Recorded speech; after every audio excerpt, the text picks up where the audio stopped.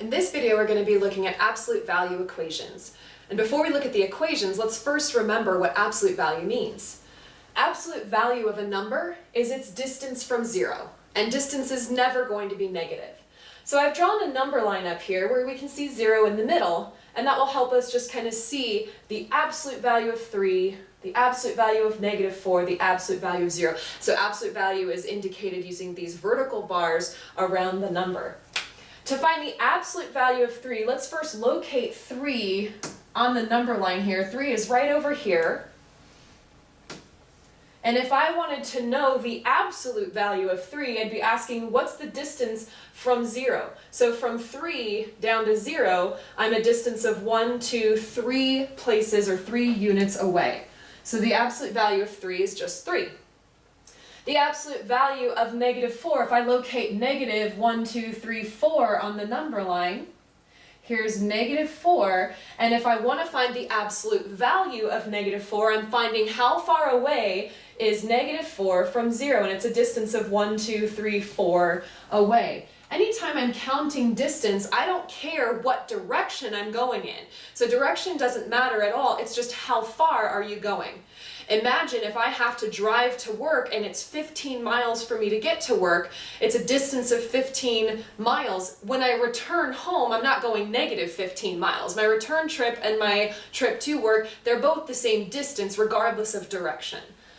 Now if I were to look at 0 on my number line and ask how far away from 0 is 0, it hasn't moved at all, so it's a distance of 0. So absolute value is going to wind up giving you either positive numbers or 0. Again, it will never be negative. So now that we're going to remember that concept, absolute value is distance, it is never negative, let's go on to looking at solving absolute value equations. So absolute value equations are simply going to be equations which have absolute values in them. Absolute values sort of act like parentheses in that they can trap things inside them. So these absolute values are trapping x inside them. In order to get x by itself to solve, I'm going to have to remove those traps.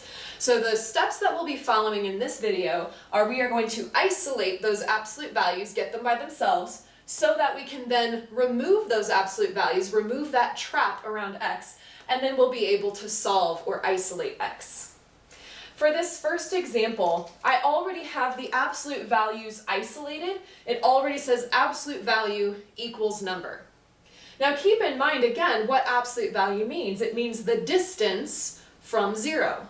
So I'm saying I don't know what x is. The whole point is that I need to solve this. But whatever x is, its distance from 0 is 5. Now let's just imagine on the number line which values are a distance of 5 from 0. Well, 5 is certainly 5 units away from 0, but so is -5. Remember, the direction doesn't matter. If I go in the negative direction or the positive direction, it makes no difference. The distance is still the same. So in terms of numbers whose distance from 0 is 5, I have two numbers like that. X could either be -5 or +5. I'm going to go ahead and use a plus or minus symbol. And this is going to feel then vaguely familiar from when I was using the square root property before. Remember that in the square root property, when the square disappeared, the plus or minus appeared. And that's going to follow here where when the absolute values disappear, when I'm no longer talking just about distance, but I'm now asking for the location, I could either be to the right or the left. Direction didn't matter. So when the absolute values disappear, your plus or minus will appear. Let's see that here as well. Again, I don't know what 3x is. Whatever it is, its distance from 0 is 9. So let's identify where 9 is, or where a distance of 9 is on my number line. I could be to the right at +9, that would be 9 away from 0. But I could also be 9 to the left at -9. That's also a distance of 9 from 0. And so when I'm looking at this 3x, whose distance from 0 was 9, that stuff could have been down left at -9 or up to the right at +9. It could have been plus or minus 9. So again, notice that when the absolute value disappears from the left, the plus or minus comes in. Now this has not yet been solved. Over here I then had x by itself, but here x is not by itself. I have isolated the absolute value, I removed it by using the plus or minus, and now I need to solve for x. I need to get x by itself. Right now there's a 3 attached with multiplication. I'll simply detach it with division. I just have to make sure I do the same thing to both sides. So now I have x by itself. I have plus or minus 9 divided by 3. That's going to give me plus or minus 3. Notice that with these absolute value equations, I'm seeing 2 different answers. And the 2 different answers come from that idea of distance, meaning I can be to the left or to the right. The direction makes no difference. It's just the distance that matters. And so we're seeing oftentimes 2 solutions in these. Let's just take a look at several more examples.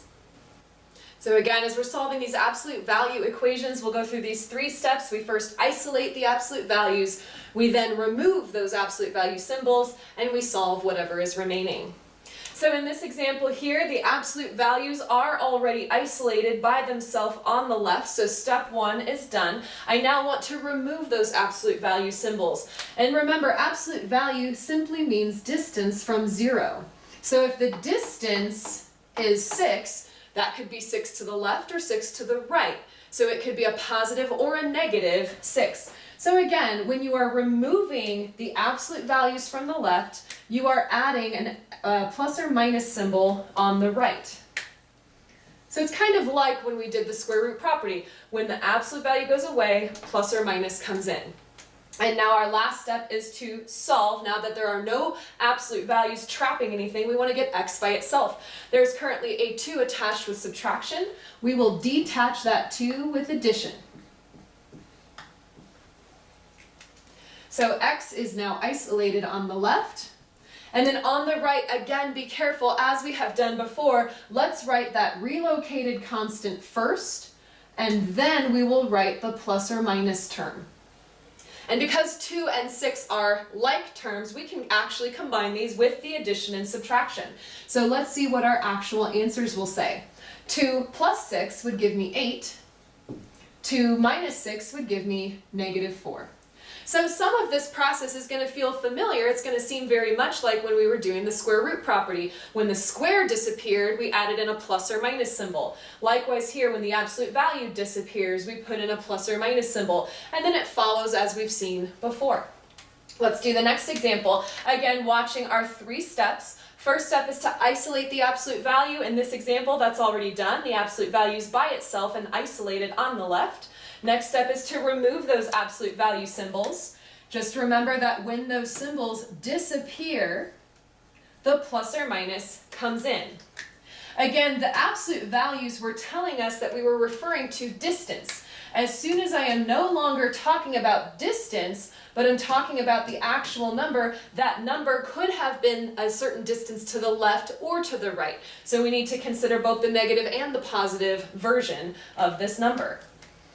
So we've gotten rid of the absolute values. Now our last thing to do is to solve, to try and isolate the x. I have 2 pieces attached to it. The 2 is already part of that same term, so he's hugged up really close. The 4 is farther away as a separate term. Let's remove the 4 to begin. We remove things from the outside layers in. So we will remove the 4 with subtraction, which is fine as long as you do it to both sides. I now have 2x equals, and then I will put that relocated number first, followed by the plus or minus. Last, to get the x isolated, we want to detach that 2, since it is attached currently with multiplication. We will detach with division. But again, in everything we do with these equations, make sure what you do to one side, you do to the other. We're maintaining balance all the way through. So now x has been isolated, and if I want to write this in a nice clean and simplified manner, again, keep in mind that if you have like terms that you actually can add or subtract, let's do that math. Let's do the addition first. Negative 4 plus 12 would give us 8. 8 over 2 gives us 4. Now let's do the subtraction version. Negative 4 minus 12 would be negative 16. Negative 16 over 2 is negative 8, and I have 2 solutions here as well. So when I'm solving absolute values, oftentimes I will find that I get 2 solutions. Sometimes that's not the case. We'll see those special cases in a moment, but let's continue getting some practice solving these absolute value equations. Again, isolating the absolute value first, removing it, and remembering that when they are removed, plus or minuses come in, and then solving whatever remains to get x by itself. In these next 2 examples, you'll see that the absolute value is not currently by itself on the left-hand side, so we are going to have to take advantage of this first step and actually isolate the absolute value symbol. So in this first example, to get the absolute value by itself, I have to remove this 2, which is currently attached with addition. I will detach it with subtraction. Again, this is fair as long as I keep the equation balanced by doing the exact same thing on both sides. I now have the absolute value of x is 5 minus 2, which is 3. So this is telling me that whatever x is, its distance from 0 is 3. And imagining what numbers are a distance of 3 from 0, those numbers would be either positive 3 or negative 3. Either right 3 or left 3 from 0 would give me a distance of 3. Again, noticing when the absolute value disappears, the plus or minus comes in. I am seeing x equals 2 different values here, positive 3 or negative 3. Again, in most situations, you will find 2 solutions to your absolute value equations. For the next example, same idea. First, I want to isolate the absolute value and get it by itself. Right now there's a 4 attached with addition. Let's remove that or detach it with subtraction. We'll do that to both sides to maintain the balance. So now I have the absolute value of 2x by itself. On the right side I have 6 minus 4, which is 2. And once more, as soon as we want to remove those absolute value symbols, when that happens, the plus or minus symbol comes in. So again, when the absolute values disappear, plus or minus appears. Last step to get x by itself is to divide by the 2 that is currently being multiplied on. So now I get x by itself equals plus or minus 2 divided by 2, which is 1. Again, I'm seeing 2 solutions, in this case positive 1 and negative 1, for my absolute value equation. Let's look at another pair of examples before looking at some special cases. These examples have just a few more additional symbols cluttering things up, but again, we're going to follow the 3-step pattern. We want to isolate the absolute value first, then remove it, and then solve. So in this first example, first step, I want to isolate this absolute value, meaning I need to get it by itself, which means this negative 5 needs to relocate. Since it is a minus 5, I will relocate it with addition. And I will make sure to do that on both sides to maintain the balance here. So now my absolute value is isolated. I have absolute value of x plus 1 by itself on the left. On the right, I have 0 plus 5, which is 5. Now that the absolute value has been isolated, I can now remove it. If the absolute value symbols are removed, remember that that means the plus or minus symbol now needs to come in. And the last thing to do is to solve for x, to isolate it. I will remove this 1 using subtraction. And when we go to write our answer, again, remember you want to write your relocated number first, followed by the plus or minus number. And if these numbers are like terms, we will go one step further and combine it to give a nicer looking answer. Let's go through the plus and the minus version. Negative 1 plus 5 would give me 4. Negative 1 minus 5 would give me negative 6. So there again, I have 2 solutions for that absolute value equation. And then for this last one here, same idea. First, I want to isolate the absolute value, get this absolute value by itself, meaning I need to remove this negative 7. I will remove it with addition. And I need to do the same thing to both sides. So I now have the absolute value of 5x minus 3 by itself on the left. On the right, negative 3 plus 7 gives me a positive 4. So I've isolated the absolute value. Now my job is to remove that absolute value. So in removing the absolute value, remember we are adding in now the plus or minus symbol.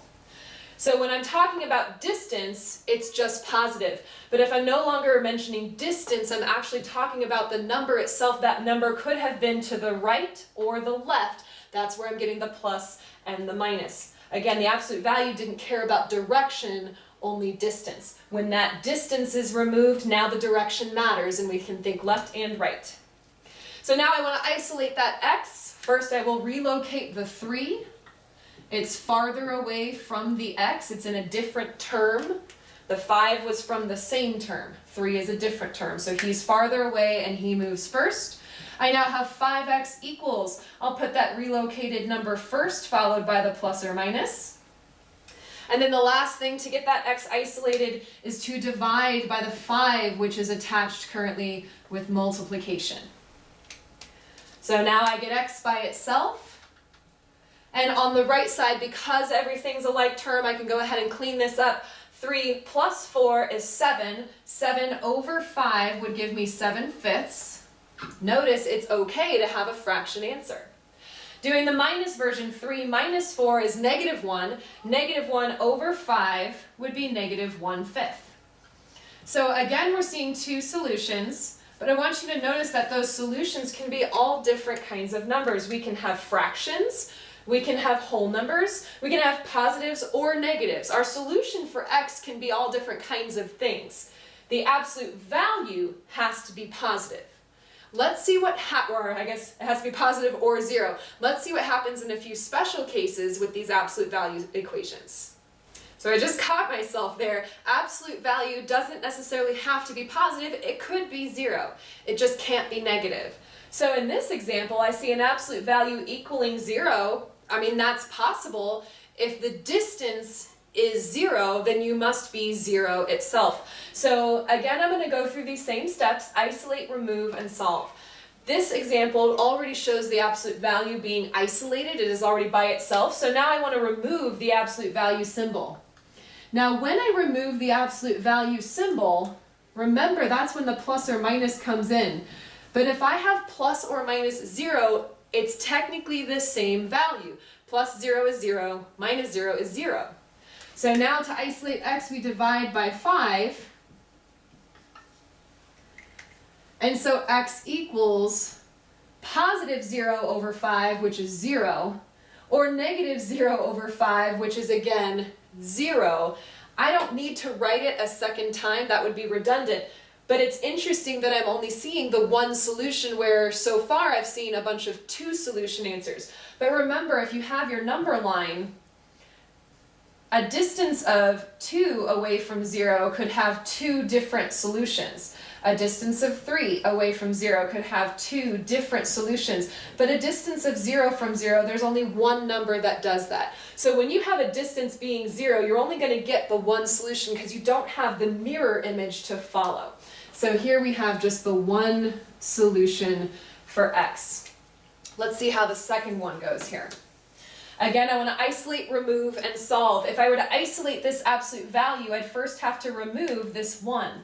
Now, when I remove the 1, I find that this absolute value of 2x plus 5 equals 0.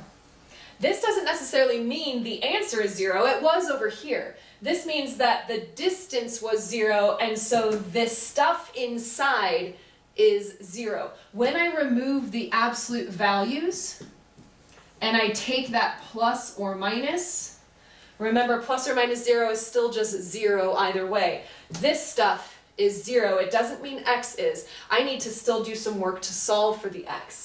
So to solve for x, I'm going to relocate the 5 first. Always relocate your constant before you isolate through division. So I've got 2x equals, just for the sake of patterns, let me write that relocated number first and then the plus or minus 0. I know that that's kind of silly to say plus or minus 0, but let's just do that for now for the sake of noticing patterns. And now I will isolate x by dividing by 2. And so since these are all like terms, I can go ahead and clean this up. -5 plus 0 is -5. -5 over 2 is -5/2. Now if I were to do the minus version, I get the same thing. -5 minus 0 is still -5. -5 over 2 is still that -5/2. So technically that happened twice with the positive and the negative version, but it looks like one solution here. Again, it's one solution because we had a distance that was 0. It didn't go left or right, it stayed center as one value. And so we get one solution here.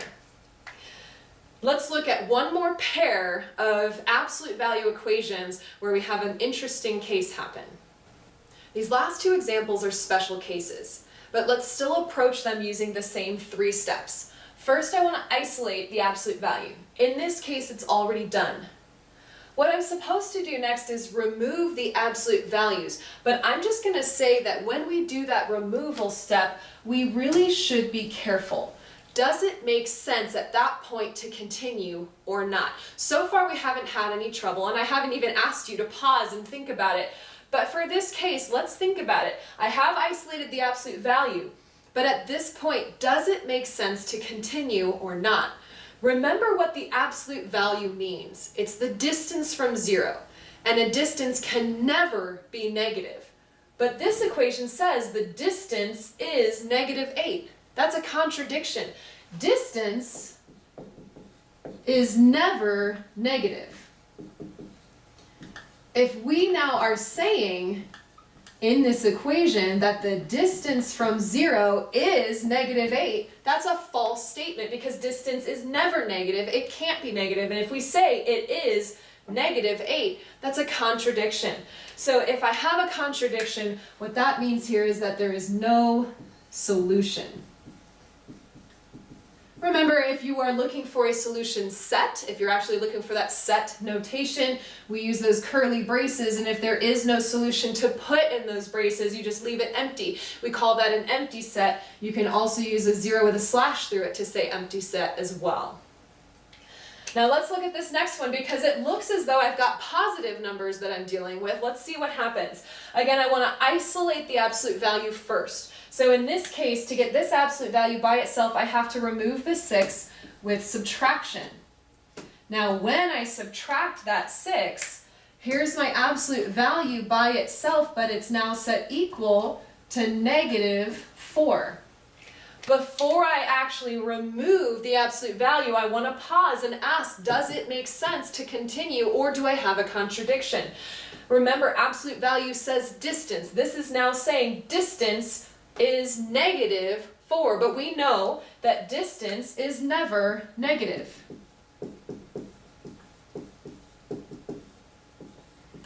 If we know that distance is never negative, however, the equation claims that the distance is -4, that's a contradiction again. And so again, we have no solution. So in most of the examples you do, you will get 2 solutions most of the time. You'll have a positive and negative version for the right and left directions. We saw also some examples where if the distance was 0, you only had one solution. And here are a couple examples showing that if you ever get a distance being negative, you have to be very careful to not continue through this process. Your brain has to be alert to notice if there's ever a contradiction set. If there's a contradiction, you just stop and say, there's no solution, there's no reason for me to continue through this process if there's a contradiction. So we've now at this point in the course seen linear equations, quadratic equations, and now absolute value equations. And as we progress through the rest of this unit, we're going to be looking at additional types of equations, including radical equations, rational equations, quartic equations, and more.